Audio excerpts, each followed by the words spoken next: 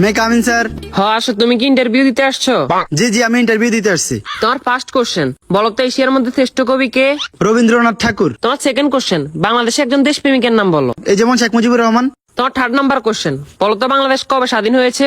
হওয়ার কথা তো ছিল 1948 সালে, কিন্তু 1971 সালে 16 ডিসেম্বরে স্বাধীন হয়েছে। তোমার লাস্ট কোশ্চেন, বলো তো আকাশে কয়টি তারা আছে? এটা তো এখনো জানা যায়নি, এটা নিয়ে বিজ্ঞানীরা গবেষণা করতেছে। তুমি এবার আসতে পারো। কি ও ভাই, ইন্টারভিউ দিয়ে আসছেন? হ্যাঁ ভাই, ইন্টারভিউ দিয়ে আসছি। কি কি কোশ্চেন আইলো? কোশ্চেন তো মনে নাই, কিন্তু উত্তর মনে আছে। আচ্ছা, উত্তরই কোন?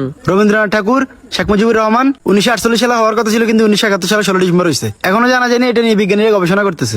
থ্যাংক ইউ ভাই, thank you. May I coming sir? আসো। তোমার নাম কি?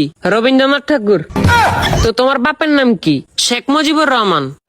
তোমার জন্ম কবে হয়েছে? হওয়ার কথা তো ছিল 1948 সালে, কিন্তু 1971 সালে 16 ডিসেম্বর হয়েছে। এবার তুই পাগল হয়েছিস নি?